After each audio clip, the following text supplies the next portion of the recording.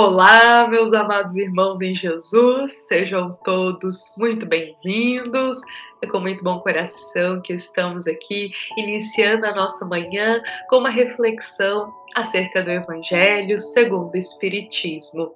Esse momento que nós nos reunimos aqui como uma grande família. Então a gente aguarda que hoje todos nós possamos sair daqui com uma gota de esperança em nosso coração após a nossa reflexão. Que a passagem de hoje ela possa tocar o fundo da nossa alma e nos envolver e inspirar para caminhar no caminho do bem. Então, meus amados irmãos, antes de iniciarmos a nossa reflexão, vamos convidar a todos para fazermos uma prece. Uma prece de início, uma prece para tranquilizar os nossos pensamentos. Então, juntos, vamos fechar os nossos olhos da vida material, elevar o nosso coração até a Jesus e rogar a Ele do fundo da nossa alma que hoje nós possamos ter paz em nosso coração, que possamos ter discernimento em nossos pensamentos e que cada ato nosso possa ser o reflexo do amor que Ele tanto nos ensina, e que assim seja. Bom, meus amados irmãos, agora vamos com muito bom coração iniciar a nossa reflexão de hoje, a qual é inspirada pelo capítulo 23 do Evangelho segundo o Espiritismo, e ela se chama, esse capítulo, ele recebe o título de Moral Estranha. É importante a gente refletir aqui que o capítulo 23 do Evangelho, ele é dedicado a ter uma coletânea ali de muitas passagens de Jesus, de muitos ensinos do Cristo. Então, Kardec e os bons espíritos vão colocar nesse capítulo 23 uma coletânea ali, eles vão selecionar alguns ensinos de Jesus. Alguns ensinos do Cristo que muitas vezes são interpretados equivocadamente. Às vezes por uma palavrinha que ele foi utilizada, às vezes por uma forma de falar. Então, é reunido neste capítulo esses ensinos do Cristo. E engraçado que vai receber o título de moral estranha. Isso porque, à primeira vista, o primeiro contato com essas passagens, que seja dos evangelistas, essas passagens dos ensinos do Cristo, ao primeiro contato parece ser uma moral estranha para nós. Como assim Jesus falando ódio? Como assim Jesus falando sobre espada? Sobre a espada, sobre trazer a divisão? Então, quando a gente bate o olho a primeira vez e lê esses ensinos, pode parecer uma moral estranha. Mas Kardec ele vai convidar a nós a olhar o fundo de cada palavra. E ele dedica esse capítulo a ir nos esclarecendo essas passagens. Por isso que ele recebe o título de moral estranha. E bom, para a gente compreender isso, inclusive aqui trazer um pouquinho da visão que é compartilhada em explicação a essas passagens do Evangelho segundo o Espiritismo, é importante a gente retornar um pouquinho na história, voltar lá na vinda de Jesus, entender o contexto daquela época. Bom, meus amados irmãos, Jesus, ele nasceu em Belém, mas foi em Nazaré que ele passou grande parte da sua infância e da sua mocidade. Contudo, foi só em Cafarnaum que Jesus vai iniciar o ministério da Boa Nova. E é indispensável a gente destacar aqui que Cafarnaum até recebe o nome de sua cidade, porque foi lá que Jesus iniciou o ministério de amor, ele começou ali as pregações e o convidar ali para colocar naqueles corações o reino de Deus. Então vai ser nessa cidade que Jesus vai iniciar que a gente diz, o teu ministério de amor. Mas é interessante a gente destacar, olha só o contexto que Jesus estava. É interessante a gente destacar que nessa região que Cristo cresceu, que Cristo viveu, era se falado aramaico. Então, o idioma, a língua que Jesus falava era em aramaico. Olha só, era uma língua limitada naquela época.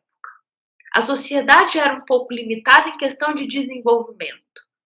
Então, se pensemos hoje e pensemos há 2000 anos atrás. Pensemos a diferença. Se hoje, para nós, tentar trazer uma interpretação, um significado com palavras de sentimentos nobres, quem dirá 2000 anos atrás? Ainda mais aqui nessa língua que Jesus falava, aramaico. A nossa língua é limitada. Pensemos há milênios de anos atrás. Então, pensemos para Jesus falar de sentimentos nobres. Era limitado para ele naquela época. Então, Cristo, ele não deixou nada escrito para nós por ele. Quem escreveu foram os apóstolos. Alguns apóstolos, gente, escreveu em grego. Só Mateus que escreveu em aramaico, na mesma língua de Jesus. Isso é importante a gente entender. Os apóstolos escreveram em grego. Somente Mateus escreveu em aramaico. Então, olha só, já tem uma diferença aí. Às vezes de compreensão do termo que foi falado, compreensão da palavra que foi utilizada. A gente precisa se atentar a isso também. Então, Jesus, ele não deixou nada escrito, mas Jesus viveu. Então, para falar de amor, Cristo ele pregava sobre o amor. Mas ele viveu o amor. Então, os apóstolos, observando Jesus viver o amor, eles escreviam. Ele observando o que Jesus falava, eles escreviam. Então, foi assim que isso foi sendo deixado para nós, sendo marcado para a gente aprender muito atualmente. Então, vejamos que Jesus, pela limitação linguística da época, ele passava os ensinos ali naquele contexto, os apóstolos ali transcreviam e anotavam. Mas Jesus mais viveu, praticou, porque as palavras eram muito limitadas para todo o amor que Jesus tinha para mostrar. As palavras eram limitadas para tudo que Jesus queria nos ensinar. Então, ele mais viveu do que muitas vezes falou.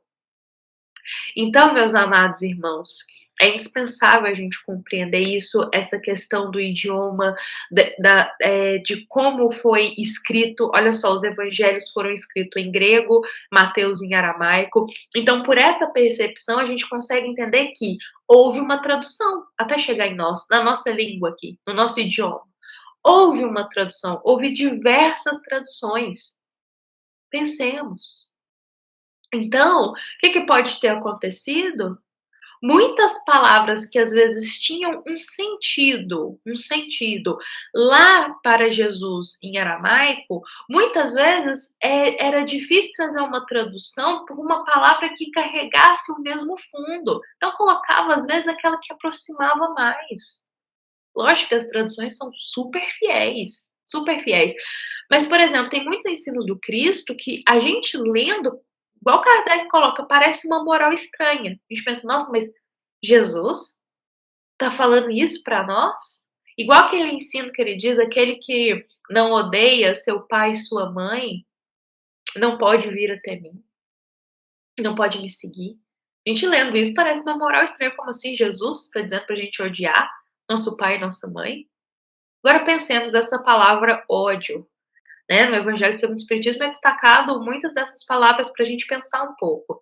Essa palavra ódio, lá em aramaico ou em grego, o que era? Será que tinha uma palavra no nosso idioma que queria extrair o ensino moral dessa palavrinha? Será que foi essa palavra utilizada? A gente precisa se questionar isso. Então, quando a gente olha além da palavra, além do que foi escrito ali, enxerga o fundo moral, a gente lê com o coração o que Jesus deixa para nós através dos apóstolos, quando a gente lê com o coração, a gente enxerga que ali Jesus está nos dizendo não é para odiar nosso pai e nossa mãe, mas Jesus está nos convidando a colocar o caminho do Cristo em primeiro lugar. A colocar a nossa jornada de evolução, de servir a Deus em primeiro lugar. A respeitar sempre e honrar nosso pai e nossa mãe. Jesus nos fala para honrar. Mas quando ele diz nessas palavras que foram traduzidas para nós, se a gente olhar o fundo moral, é nos convidando para colocar a vida espiritual à frente. Então, meus amados irmãos em Jesus, estou trazendo isso aqui porque Kardec ele separa esse capítulo 23 em apenas nos explicar isso. E é importantíssimo, porque senão nós vamos ficar estagnados achando que Jesus está ditando algo, ensinando algo para nós, que muitas vezes não coaduna com o teu ministério de amor. A gente tem que ter sempre um olhar dócil para os ensinos do Cristo, um olhar do coração, um olhar da alma e, sobretudo, também um olhar que vai buscar compreender a época. Qual era o idioma que foi falado isso? Será que essa palavra vai extrair a melhor essência que Jesus quis no nosso idioma, nessa tradução que chegou para nós? Será que aquele contexto que Jesus estava com aquelas pessoas fazia sentido esse ensino? O que consegue trazer hoje em dia isso para mim? Então a gente precisa ter esse olhar também, porque se a gente não tiver esse olhar, vamos ler muitos ensinos do Cristo, tirando conclusões equivocadas, conclusões que não coadunam com o ensino de amor de Jesus e muitas vezes tirando conclusões precipitadas.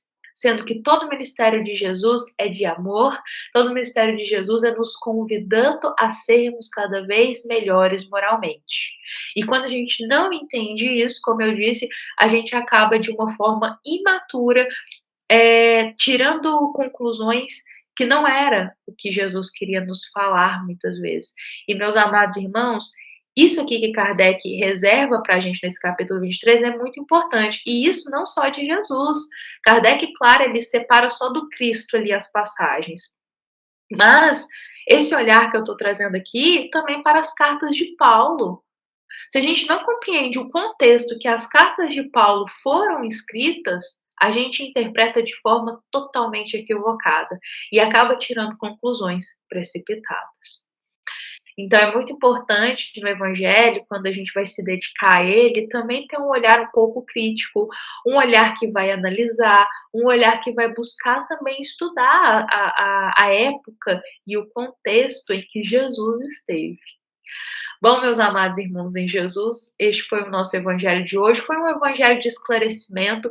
Busquei ser fiel aqui, como Allan Kardec reserva esse capítulo para nós, para realmente falar. Ele reserva o capítulo 23 apenas não, né? Com tudo isso para a gente, com esse olhar dele tão minucioso dos ensinos do Cristo, e é importantíssimo a gente também ser esclarecido sobre isso. Bom, meus amados irmãos em Jesus, convido a todos para encerrarmos o nosso evangelho de hoje, com o coração preenchido hoje de esclarecimento para todos nós. Espero que a nossa passagem possa ter sido uma luz para guiar nos momentos que a gente estiver ali em contato com as passagens do Cristo, dos evangelistas, sobretudo, para o nosso coração, possa ter sido uma luz para a gente de entendimento. Porque às vezes pode ocorrer de alguém ler e achar aquilo um pouco estranho, então que possamos compreender o contexto da época, as traduções que ocorreram, que muitas palavras, por vezes, não foram tão fiéis assim para extrair o que Jesus queria dizer. Bom, fiquemos com Jesus, fiquemos em paz hoje e lembremos que essa é uma mensagem do Centro Espírita Luiz Gonzaga de Luminárias a todos nós, meus irmãos, que estamos aqui em busca de um esclarecimento e de uma palavra de esperança. Que assim seja.